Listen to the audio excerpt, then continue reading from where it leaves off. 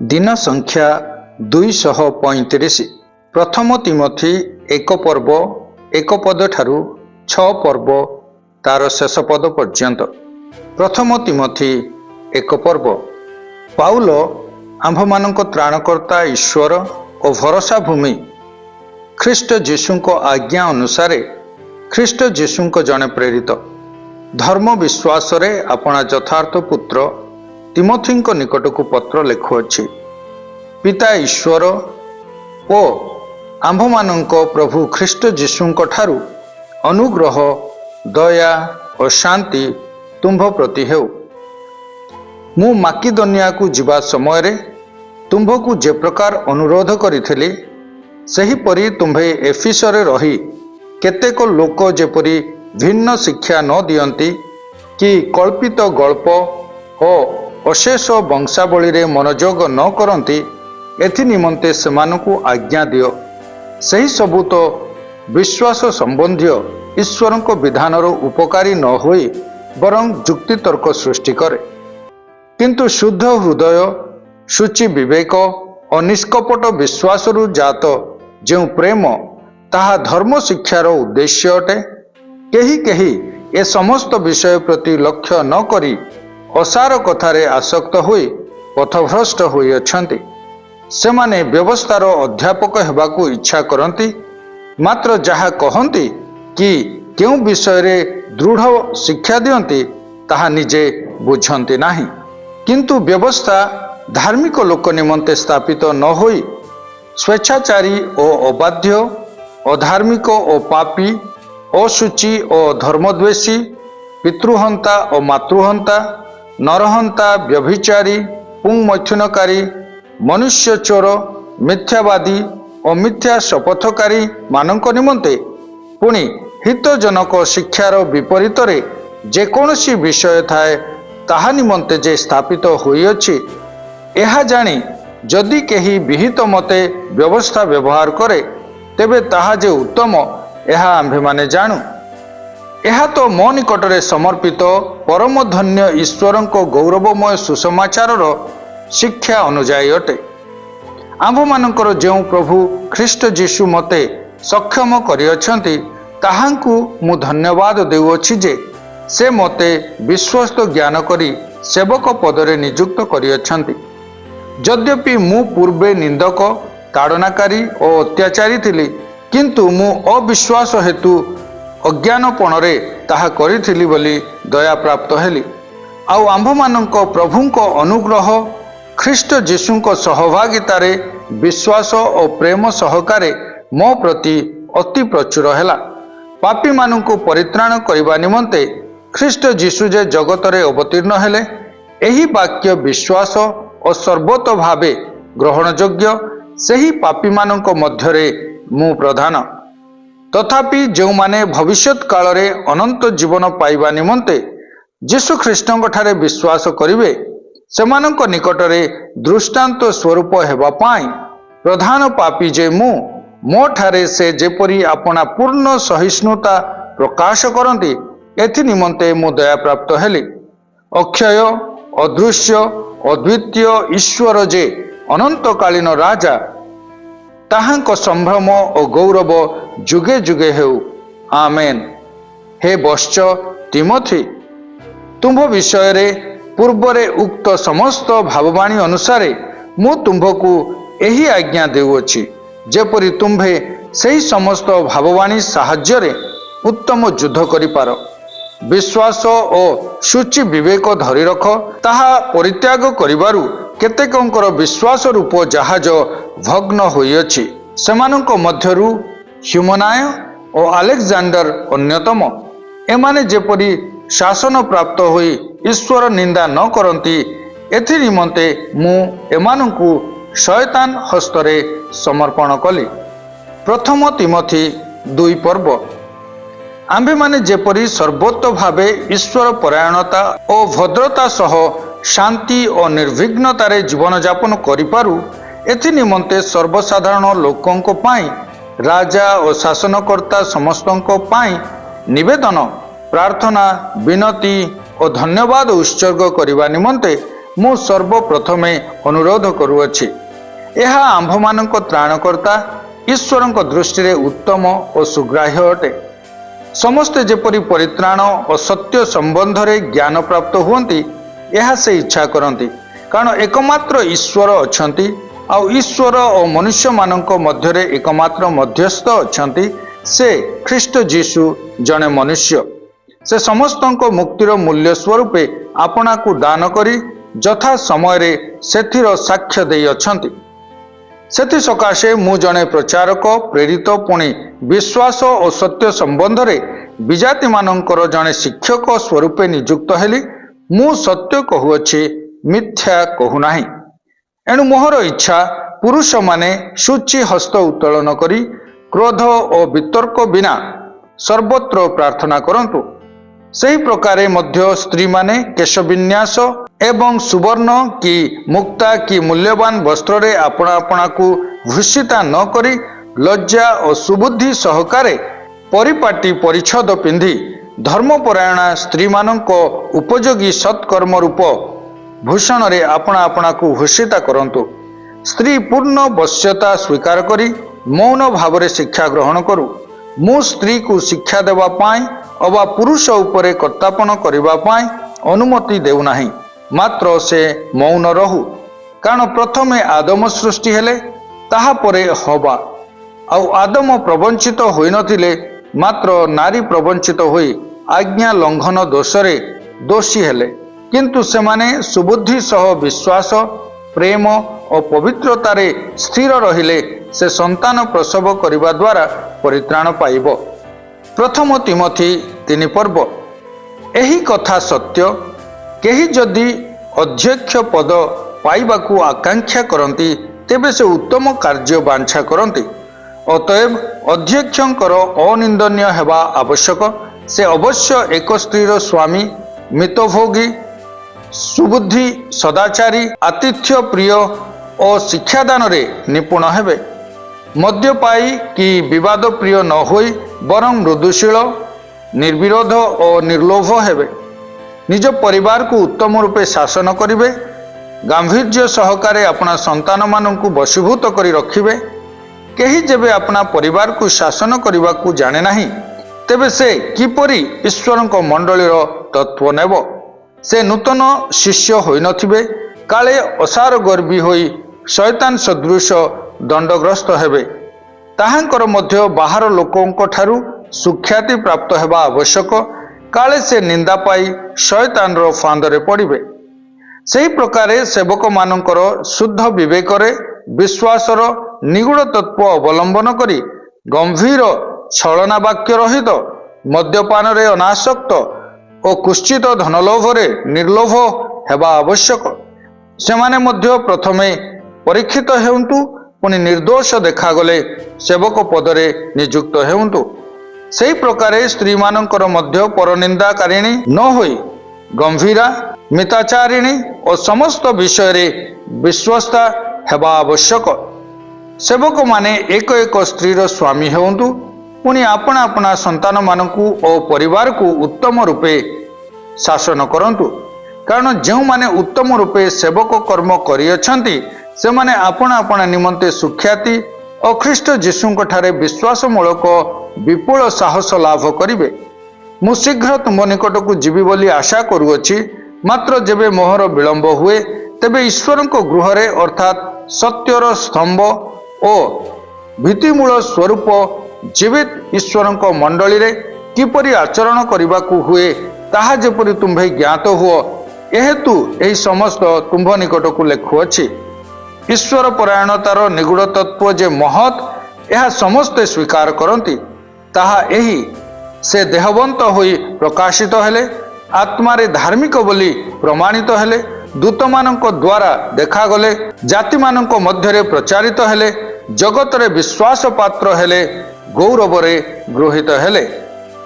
ପ୍ରଥମ ତିମୋଥୀ 4 ପର୍ବ।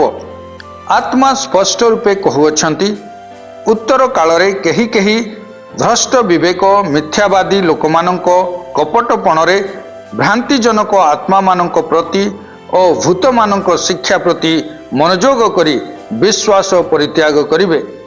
ସେହି ମିଥ୍ୟାବାଦୀମାନେ ବିବାହ ନିଷେଧ କରନ୍ତି, ପୁଣି ବିବିଧ ଖାଦ୍ୟ ପଦାର୍ଥରୁ ପୃଥକ ରହିବା ନିମନ୍ତେ ଶିକ୍ଷା ଦିଅନ୍ତି।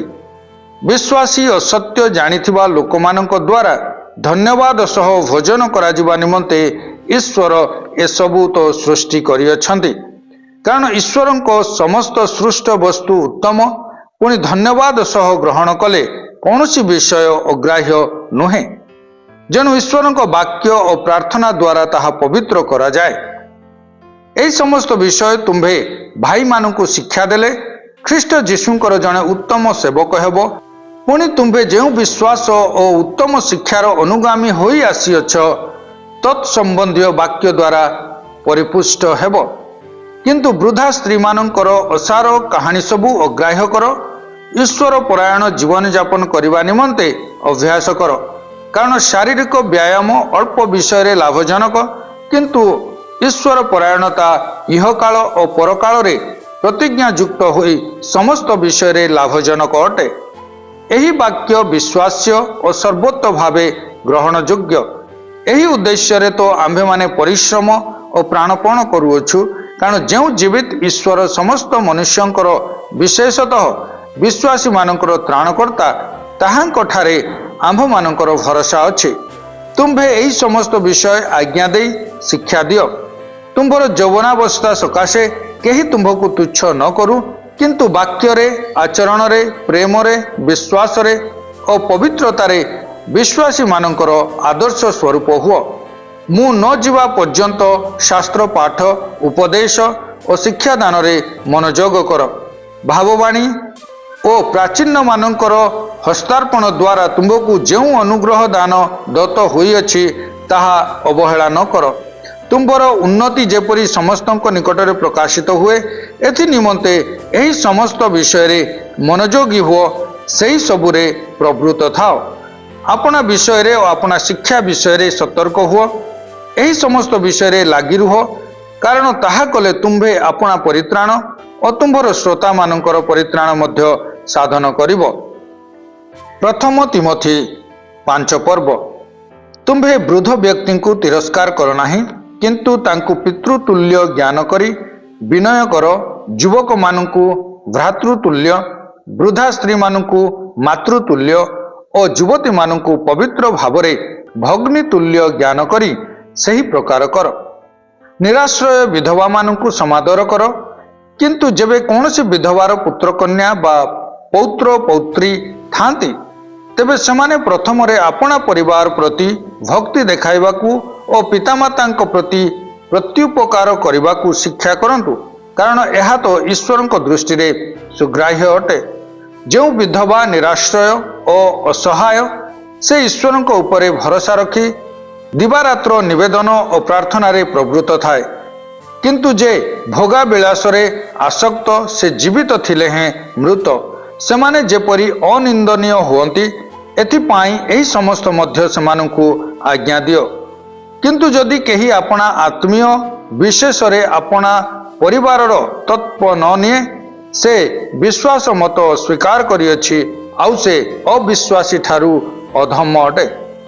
ଯେଉଁ ବିଧବାର ବୟସ 60 ବର୍ଷରୁ ଊଣା ନୁହେଁ, ଆଉ ଯେ ଏକ ସ୍ୱାମୀର ସ୍ତ୍ରୀ ଓ ସତ୍କର୍ମ ହେତୁ ସୁଖ୍ୟାତି ପ୍ରାପ୍ତ, ଅର୍ଥାତ୍ ସେ ଯଦି ସନ୍ତାନମାନଙ୍କୁ ପ୍ରତିପାଳନ, ଆତିଥ୍ୟ ସତ୍କାର, ସାଧୁମାନଙ୍କ ପାଦ ପ୍ରକ୍ଷାଳନ, ଦୁଃଖୀର ଦୁଃଖମୋଚନ କରିଥାଏ, ପୁଣି ସମସ୍ତ ସତ୍କର୍ମରେ ଉଦ୍ଯୋଗୀ ହୋଇଥାଏ, ତେବେ ତାହାର ନାମ ବିଧବା ତାଲିକାରେ ଲେଖାଯାଉ। କିନ୍ତୁ ଯୁବତୀ ବିଧବାମାନଙ୍କୁ ଅଗ୍ରାହ୍ୟ କର, କାରଣ ସେମାନେ କାମାଭିଳାଷରେ ଆସକ୍ତ ହୋଇ ଖ୍ରୀଷ୍ଟଙ୍କ ଠାରୁ ବିମୁଖ ହେଲେ ବିବାହ କରିବାକୁ ଇଚ୍ଛା କରନ୍ତି। ସେମାନେ ସେମାନଙ୍କର ପୂର୍ବ ପ୍ରତିଜ୍ଞା ଲଙ୍ଘନ କରିବାରୁ ଦଣ୍ଡନୀୟ ହୁଅନ୍ତି। ଆହୁରି ମଧ୍ୟ ସେମାନେ ଘର ଘର ବୁଲି ଆଳସ୍ୟ ପ୍ରିୟ ହେବାକୁ ଶିଖନ୍ତି, ଆଉ କେବଳ ଆଳସ୍ୟ ପ୍ରିୟ ନୁହେଁ, ମାତ୍ର ଅସାର ଗଳ୍ପ ଓ ପରଚର୍ଚ୍ଚା କରି ଅନୁଚିତ କଥାବାର୍ତ୍ତା କରନ୍ତି। ଅତଏବ ମୋହର ଇଚ୍ଛା, ଯୁବତୀ ବିଧବାମାନେ ବିବାହ କରନ୍ତୁ, ସନ୍ତାନ ପ୍ରସବ କରନ୍ତୁ, ଗୃହ କାର୍ଯ୍ୟ ପରିଚାଳନା କରନ୍ତୁ, ନିନ୍ଦା କରିବା ପାଇଁ ଶତ୍ରୁକୁ କୌଣସି ସୁଯୋଗ ନ ଦିଅନ୍ତୁ। କାରଣ ଏବେ ମଧ୍ୟ କେହି କେହି ଶୟତାନର ପଶ୍ଚାଦବର୍ତ୍ତୀ ହୋଇ ବିପଥଗାମୀ ହୋଇଅଛନ୍ତି। ଯଦି କୌଣସି ବିଶ୍ୱାସିନୀ ମହିଳାଙ୍କ ଗୃହରେ ବିଧବାମାନେ ଥାନ୍ତି, ତେବେ ସେ ସେମାନଙ୍କର ଦୁଃଖ ମୋଚନ କରନ୍ତୁ, ଆଉ ମଣ୍ଡଳୀ ଭାରଗ୍ରସ୍ତ ନ ହେଉ, ଯେପରି ମଣ୍ଡଳୀ ନିରାଶ୍ରୟ ବିଧବା ମାନଙ୍କର ଦୁଃଖ ମୋଚନ କରିପାରେ। ଯେଉଁ ପ୍ରାଚୀନମାନେ ଉତ୍ତମ ରୂପେ ତତ୍ତ୍ୱାବଧାନ କରନ୍ତି, ବିଶେଷତଃ ଯେଉଁମାନେ ବାକ୍ୟ ପ୍ରଚାର ଓ ଶିକ୍ଷାଦାନରେ ପରିଶ୍ରମ କରନ୍ତି, ସେମାନେ 2 ଗୁଣ ସମାଦର ପାଇବାର ଯୋଗ୍ୟ ବୋଲି ଗଣିତ ହେଉନ୍ତୁ। କାରଣ ଶାସ୍ତ୍ର କହେ, ବେଙ୍ଗଳା ବୁଲାଉଥିବା ବଳଦର ମୁହଁରେ ତୁଣ୍ଡି ଦିଅ ନାହିଁ, ପୁଣି କାର୍ଯ୍ୟକାରୀ ଆପଣା ବେତନର ଯୋଗ୍ୟ। 2 ବା 3 ଜଣ ସାକ୍ଷୀଙ୍କ ବିନା କୌଣସି ପ୍ରାଚୀନଙ୍କ ବିରୁଦ୍ଧରେ ଅଭିଯୋଗ ଗ୍ରହଣ କର ନାହିଁ। ଯେଉଁମାନେ ପାପ କରନ୍ତି ସେମାନଙ୍କୁ ସମସ୍ତଙ୍କ ସାକ୍ଷାତରେ ଅନୁଯୋଗ କର, ଯେପରି ଅନ୍ୟମାନେ ମଧ୍ୟ ଭୟ ପାଆନ୍ତି। ଈଶ୍ୱରଙ୍କ, ଖ୍ରୀଷ୍ଟ ଯୀଶୁଙ୍କ ଓ ମନୋନୀତ ଦୂତମାନଙ୍କ ସାକ୍ଷାତରେ ମୁଁ ଦୃଢ଼ ରୂପେ ଆଜ୍ଞା ଦେଉଅଛି, ତୁମ୍ଭେ ପୂର୍ବ ଧାରଣା ଦ୍ୱାରା ଚାଳିତ ନ ହୋଇ ଏହି ସମସ୍ତ ପାଳନ କର। ପୁଣି ପକ୍ଷପାତ ଭାବରେ କୌଣସି କାର୍ଯ୍ୟ କର ନାହିଁ, ଅକସ୍ମାତ୍ କାହାରି ଉପରେ ହସ୍ତାର୍ପଣ କର ନାହିଁ, କିମ୍ବା ଅନ୍ୟମାନଙ୍କ ପାପର ସହଭାଗୀ ହୁଅ ନାହିଁ। ଆପଣାକୁ ସାଧୁ କରି ରଖ। ଆଉ କେବଳ ଜଳପାନ ନ କରି ତୁମ୍ଭର ଉଦର ରୋଗ ଓ ବାରମ୍ବାର ଅସ୍ୱାସ୍ଥ୍ୟ ସକାଶେ ଅଳ୍ପ ଦ୍ରାକ୍ଷାରସ ପାନ କର। କାହାରି କାହାରି ପାପ ବିଚାର ପୂର୍ବରୁ, କାହାରି କାହାରି ଅବା ପରେ ପ୍ରକାଶ ପାଏ। ସେହି ପ୍ରକାରେ ମଧ୍ୟ ସତ୍କାର୍ଯ୍ୟ ପୂର୍ବରୁ ପ୍ରକାଶିତ ହୁଏ, ଆଉ ଯାହା ପ୍ରକାଶିତ ହୁଏ ନାହିଁ ତାହା ଗୁପ୍ତ ରଖାଯାଇପାରେ ନାହିଁ। ପ୍ରଥମ ତିମୋଥୀ 6 ପର୍ବ। ଯେତେ ଲୋକ ଦାସତ୍ୱ ରୂପ ଜୁଆଳିର ଅଧୀନ, ସେମାନେ ଆପଣା ଆପଣା କର୍ତ୍ତାମାନଙ୍କୁ ଯଥୋଚିତ ସମାଦର ଯୋଗ୍ୟ ବୋଲି ଜ୍ଞାନ କରନ୍ତୁ, ଯେପରି ଈଶ୍ୱରଙ୍କ ନାମ ଓ ଶିକ୍ଷାର ନିନ୍ଦା ନ ହୁଏ। ଆଉ ଯେଉଁମାନଙ୍କର କର୍ତ୍ତାମାନେ ବିଶ୍ୱାସୀ, ସେମାନେ ସେମାନଙ୍କୁ ଭାଇ ବୋଲି ଜ୍ଞାନ କରି ତୁଚ୍ଛ ନ କରନ୍ତୁ, ବରଂ ଅଧିକ ଯତ୍ନ ସହକାରେ ସେମାନଙ୍କର ସେବା କରନ୍ତୁ। କାରଣ ଯେଉଁମାନେ ସେବା ଦ୍ୱାରା ଉପକାର ପାଆନ୍ତି, ସେମାନେ ବିଶ୍ୱାସୀ ଓ ପ୍ରିୟପାତ୍ର। ଏହି ସମସ୍ତ ବିଷୟ ଶିକ୍ଷା ଓ ଉପଦେଶ ଦିଅ। କେହି ଯଦି ଭିନ୍ନ ପ୍ରକାର ଶିକ୍ଷା ଦେଇ ଆମ୍ଭମାନଙ୍କ ପ୍ରଭୁ ଯୀଶୁ ଖ୍ରୀଷ୍ଟଙ୍କ ହିତଜନକ ବାକ୍ୟ ଓ ଈଶ୍ୱର ପରାୟଣତା ଅନୁଯାୟୀ ଶିକ୍ଷା ସ୍ୱୀକାର ନ କରେ, ତେବେ ସେ ଅସାରଗର୍ବି ଓ ଅଜ୍ଞାନ, ପୁଣି ବାଦାନୁବାଦ ଓ ବାଗ୍ଯୁଦ୍ଧରେ ମତ୍ତ, ସେଥିରୁ ଈର୍ଷା, ବିବାଦ, ପରନିନ୍ଦା, କୁତ୍ସିତ ସନ୍ଦେହ, ପୁଣି ଯେଉଁମାନେ ଈଶ୍ୱର ପରାୟଣତାକୁ ଲାଭର ଉପାୟ ବୋଲି ମନେ କରନ୍ତି, ଏପରି ଭ୍ରଷ୍ଟମନା ଓ ସତ୍ୟବର୍ଜିତ ଲୋକମାନଙ୍କର ନିତ୍ୟ ବିରୋଧ ଜନ୍ମେ। ଈଶ୍ୱର ପରାୟଣତା ସନ୍ତୋଷ ଭାବଯୁକ୍ତ ହେଲେ ପ୍ରକୃତରେ ବିଶେଷ ଲାଭଜନକ। କାରଣ ଆମ୍ଭେମାନେ ଜଗତକୁ କିଛି ଆଣିନାହୁଁ, ପୁଣି ଏଠାରୁ କିଛି ଘେନି ଯାଇ ନ ପାରୁ।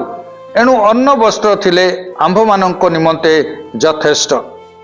ମାତ୍ର ଯେଉଁମାନେ ଧନୀ ହେବାକୁ ଇଚ୍ଛା କରନ୍ତି, ସେମାନେ ପରୀକ୍ଷା ଓ ଫାନ୍ଦରେ, ପୁଣି ଅନେକ ପ୍ରକାର ଅସଙ୍ଗତ ଓ କ୍ଷତିଜନକ ଅଭିଳାଷରେ ପଡ଼ନ୍ତି। ଏହି ସବୁ ମନୁଷ୍ୟକୁ ଧ୍ୱଂସ ଓ ବିନାଶ ରୂପ ସାଗରରେ ମଗ୍ନ କରେ। କାରଣ ଧନଲୋଭ ସମସ୍ତ ଅନିଷ୍ଟର ମୂଳ।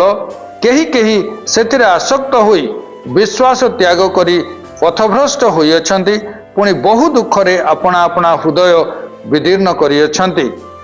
କିନ୍ତୁ ହେ ଈଶ୍ୱରଙ୍କ ଲୋକ, ତୁମ୍ଭେ ଏହି ସମସ୍ତରୁ ପଳାୟନ କରି ଧାର୍ମିକତା, ଈଶ୍ୱର ପରାୟଣତା, ବିଶ୍ୱାସ, ପ୍ରେମ, ଧୈର୍ଯ୍ୟ ଓ ସହିଷ୍ଣୁତାର ଅନୁଗାମୀ ହୁଅ। ବିଶ୍ୱାସର ଉତ୍ତମ ଯୁଦ୍ଧରେ ପ୍ରାଣପଣ କର, ଅନନ୍ତ ଜୀବନ ଧରି ରଖ। ସେଥିପାଇଁ ତ ତୁମ୍ଭେ ଆହୁତ ହୋଇଅଛ ଓ ଅନେକ ସାକ୍ଷୀଙ୍କ ସାକ୍ଷାତରେ ଉତ୍ତମ ସାକ୍ଷ୍ୟ ଦେଇଅଛ। ସମସ୍ତଙ୍କ ଜୀବନଦାତା ଈଶ୍ୱରଙ୍କ ସାକ୍ଷାତରେ, ପୁଣି ପନ୍ତ୍ୟ ପିଲାତଙ୍କ ସମ୍ମୁଖରେ ଉତ୍ତମ ସାକ୍ଷ୍ୟଦାତା ଖ୍ରୀଷ୍ଟ ଯୀଶୁଙ୍କ ସାକ୍ଷାତରେ ମୁଁ ତୁମ୍ଭକୁ ଆଦେଶ ଦେଉଅଛି, ତୁମ୍ଭେ ଆମ୍ଭମାନଙ୍କ ପ୍ରଭୁ ଯୀଶୁ ଖ୍ରୀଷ୍ଟଙ୍କ ଆଗମନ ପର୍ଯ୍ୟନ୍ତ ଧର୍ମବିଧି ପାଳନ କରି ନିଷ୍କଳଙ୍କ ଓ ଅନିନ୍ଦନୀୟ ହୋଇ ରୁହ। ଯେ ପରମ ଧନ୍ୟ, ଏକମାତ୍ର ସମ୍ରାଟ, ଯେ ରାଜାମାନଙ୍କର ରାଜା ଓ ପ୍ରଭୁମାନଙ୍କର ପ୍ରଭୁ, ଯେ ଏକମାତ୍ର ଅମର ଓ ଅଗମ୍ୟ ଜ୍ୟୋତିର୍ନିବାସୀ, ଯାହାଙ୍କୁ କୌଣସି ମର୍ତ୍ତ୍ୟ କେବେ ଦେଖି ନାହିଁ ବା ଦେଖିପାରେ ନାହିଁ, ସେ ଉପଯୁକ୍ତ ସମୟରେ ତାହା ଦର୍ଶାଇବେ। ଅନନ୍ତ କାଳ ପର୍ଯ୍ୟନ୍ତ ତାହାଙ୍କ ସମ୍ଭ୍ରମ ଓ ପରାକ୍ରମ ପ୍ରକାଶିତ ହେଉ। ଆମେନ୍। ଯେଉଁମାନେ ଇହକାଳରେ ଧନୀ, ସେମାନେ ଯେପରି ଅହଙ୍କାରୀ ନ ହୁଅନ୍ତି ଏବଂ ଅସ୍ଥାୟୀ ଧନ ଉପରେ ନିର୍ଭର ନ କରନ୍ତି, ବରଞ୍ଚ ଭୋଗ ନିମନ୍ତେ ସକଳ ବିଷୟ ପ୍ରଚୁର ରୂପେ ଆମ୍ଭମାନଙ୍କୁ ଦାନ କରନ୍ତି, ଯେଉଁ ଈଶ୍ୱର ତାହାଙ୍କ ଉପରେ ନିର୍ଭର କରନ୍ତି। ପୁଣି ପରୋପକାର କରି ସମସ୍ତ ସତ୍କର୍ମରେ ଧନୀ ହୁଅନ୍ତି ଆଉ ମୁକ୍ତ ହସ୍ତରେ ଓ ଉଦାର ଭାବରେ ଦାନ କରନ୍ତି, ଏଥି ନିମନ୍ତେ ସେମାନଙ୍କୁ ଆଜ୍ଞା ଦିଅ। ଏହି ପ୍ରକାର କଲେ ସେମାନେ ଭାବି ଜୀବନ ନିମନ୍ତେ ଉତ୍କୃଷ୍ଟ ମୂଳଧନ ଆପଣା ଆପଣା ପାଇଁ ସଞ୍ଚୟ କରିବେ, ଯେପରି ପ୍ରକୃତ ଜୀବନ ପ୍ରାପ୍ତ ହୁଅନ୍ତି। ହେ ତିମୋଥି, ତୁମ୍ଭଠାରେ ଯାହା ସମର୍ପିତ ହୋଇଅଛି ତାହା ରକ୍ଷା କର। ଅସାର ବକୁଆପଣ ଓ ତଥାକଥିତ ଜ୍ଞାନର ଯୁକ୍ତିତର୍କରୁ ବିମୁଖ ହୁଅ। କେହି କେହି ତାହା ଅବଲମ୍ବନ କରି ବିଶ୍ୱାସ ସମ୍ବନ୍ଧରେ ପଥଭ୍ରଷ୍ଟ ହୋଇଅଛନ୍ତି। ଅନୁଗ୍ରହ ତୁମ୍ଭମାନଙ୍କ ସହବର୍ତ୍ତୀ ହେଉ। ଆସନ୍ତୁ ଆମ୍ଭେମାନେ ପଠିତ ଶାସ୍ତ୍ରାଂଶର ସାରାଂଶ ବିଷୟରେ ଚିନ୍ତା କରିବା। ପାଉଲ ପ୍ରାୟ 2 ବର୍ଷ ରୋମରେ ବନ୍ଦୀ ଭାବରେ ରହିଲା ଉତ୍ତାରେ ସେ ମୁକ୍ତ କରାଗଲେ ଏବଂ ସମସ୍ତ ଆସିଆ ଓ କ୍ରେତରେ ପୁନର୍ବାର ଯାତ୍ରା କରିବା ପରି ମନେ ହୁଏ। ଏଥିପାଇଁ ଏହି ମିଶନାରୀ ଯାତ୍ରାକୁ ପାଉଲଙ୍କର ଚତୁର୍ଥ ମିଶନାରୀ ଯାତ୍ରା ବୋଲି ମଧ୍ୟ କୁହାଯାଏ। ଏହାର ପ୍ରମାଣ ଅବଶିଷ୍ଟ 3ଟି ପତ୍ରରେ, ପାଳକୀୟ ପତ୍ର ଏଗୁଡ଼ିକରେ ଦେଖିବାକୁ ମିଳେ। ପ୍ରଥମ ମିଶନାରୀ ଯାତ୍ରା ସମୟରେ ତିମୋଥି ଲୁସ୍ତ୍ରାରେ ପାଉଲଙ୍କୁ ଭେଟିଥିଲେ ଓ ଦ୍ୱିତୀୟ ମିଶନାରୀ ଯାତ୍ରା ସମୟରେ ତାହାଙ୍କର ଜଣେ ସହକର୍ମୀ ହୋଇଥିଲେ। ସେ ସର୍ବଦା ପାଉଲଙ୍କ ସହିତ ମିଶି ସେବା କାର୍ଯ୍ୟ କରୁଥିଲେ।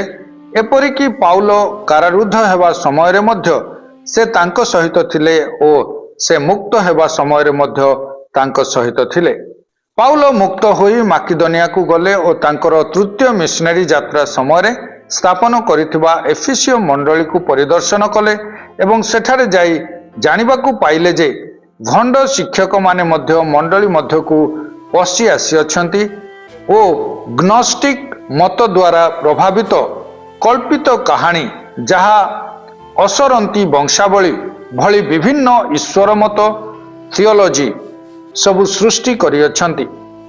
ପାଉଲ କିଛି କାଳ ପୂର୍ବରେ କାରାଗାରରୁ ଏଫେସୀୟ ପୁସ୍ତକ ଲେଖୁଥିବା ସମୟରେ ସୁଦ୍ଧା ଏହି ସମସ୍ୟା ନଥିବା ପରି ମନେ ହୁଏ। ଏଫେସୀୟ ମଣ୍ଡଳୀର ସମସ୍ୟାଗୁଡ଼ିକୁ ସମାଧାନ କରିବା ପାଇଁ ପାଉଲ ତିମୋଥିଙ୍କୁ ଏଫେସୀୟ ମଣ୍ଡଳୀର ପାଳକ ଭାବରେ ନିଯୁକ୍ତ କଲେ। ଏହି ଚତୁର୍ଥ ଯାତ୍ରା ସମୟରେ ତିମୋଥିଙ୍କ ନିକଟକୁ ଲିଖିତ ଯେଉଁ ପତ୍ର ସେ ଏଫେସରେ ଛାଡ଼ିଥିଲେ ତାହା ହେଉଛି ପ୍ରଥମ ତିମୋଥି। ପାଉଲ ତିମୋଥିଙ୍କୁ ପ୍ରାର୍ଥନାର ସେବା କାର୍ଯ୍ୟ ବିଷୟରେ ଦୃଢ଼ତାର ସହିତ କହିଲେ। ସେ ନିର୍ଦ୍ଦିଷ୍ଟ ଭାବରେ ପ୍ରାଚୀନ ଓ ଡିକନ୍ ମାନଙ୍କ ଯୋଗ୍ୟତା, ସେବକମାନଙ୍କ ଯୋଗ୍ୟତା ବିଷୟରେ ଶିକ୍ଷା ଦେଇଛନ୍ତି ଏବଂ ମଣ୍ଡଳୀର ତଦାରଖ ଓ ରକ୍ଷଣାବେକ୍ଷଣକୁ ସୁବ୍ୟବସ୍ଥିତ କରିବା ପାଇଁ ପ୍ରାଚୀନ ତଥା ବିଶପ ଓ ସେବକ ତଥା ଡିକନ୍ ମାନଙ୍କୁ ନିଯୁକ୍ତ କରିବା ନିମନ୍ତେ ଏବଂ ଗ୍ନୋଷ୍ଟିକ୍ ଶିକ୍ଷକମାନଙ୍କର ଭ୍ରାନ୍ତ ଶିକ୍ଷା ସବୁକୁ ସଂଶୋଧନ କରିବା ନିମନ୍ତେ ସେ ତାଙ୍କୁ ଉତ୍ସାହିତ କରନ୍ତି।